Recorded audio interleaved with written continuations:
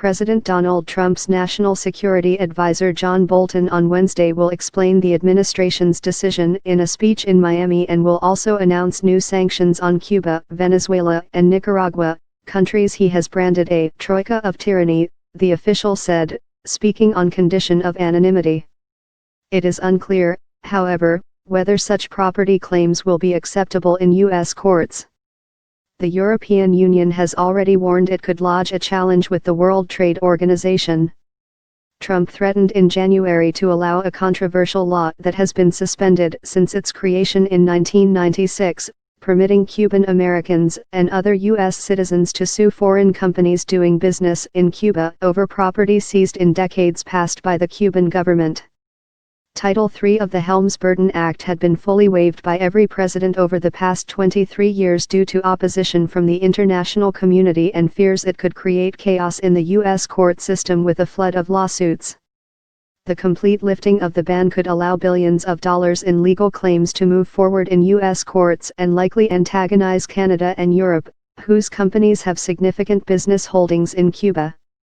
It could also affect some U.S. companies that began investing in the island, an old Cold War foe, since former President Barack Obama began a process of normalizing relations between the two countries from the end of 2014.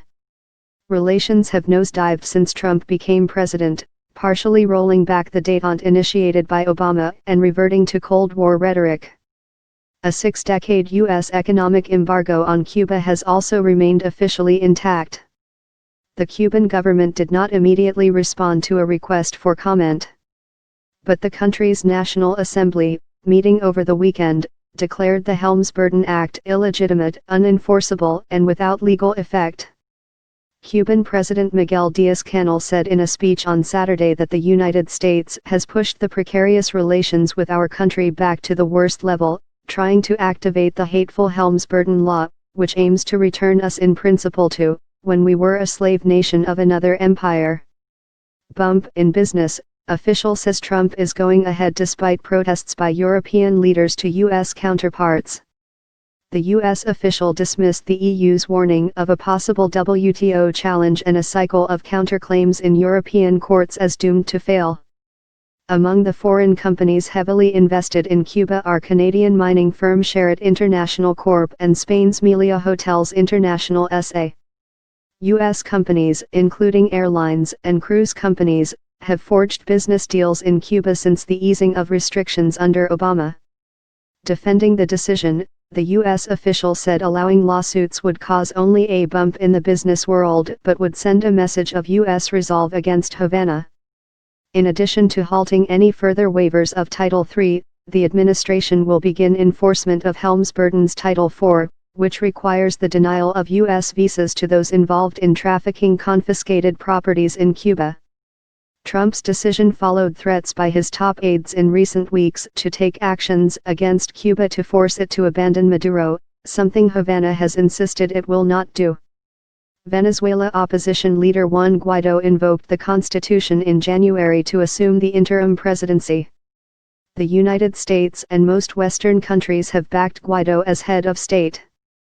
Maduro has denounced Guaidó as a U.S. puppet who is seeking to foment a coup, and Maduro is backed by Cuba, Russia, China, and the Venezuela military.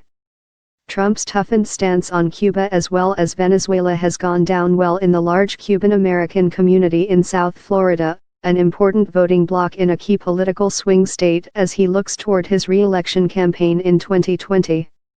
In Bolton's speech on Wednesday, he is expected to announce further measures against Cuba. While the specifics are unclear, the administration is considering a range of options, including sanctions against senior Cuban military and intelligence officials over their role in Venezuela and the tightening of limits on U.S. trade with the island, according to two people familiar with the matter. Experts say it is unclear how activating Title III will affect investors in Cuba given legislation in some countries like Canada blocking enforcement of Helms-Burton against their companies. This is a fringe policy decision that has not been tested legally, said James Williams, president of Engage Cuba, a Washington-based lobbying group working to normalize relations with Cuba. Some 5,913 claims held by U.S. companies and individuals have been certified by the U.S. Justice Department and are now estimated to be worth roughly $8 billion. Cuban law ties settlement of any claims to U.S. reparations for damages from Washington's embargo and what it considers other acts of U.S. aggression. Cuban estimates of that damage range from $121 billion to more than $300 billion.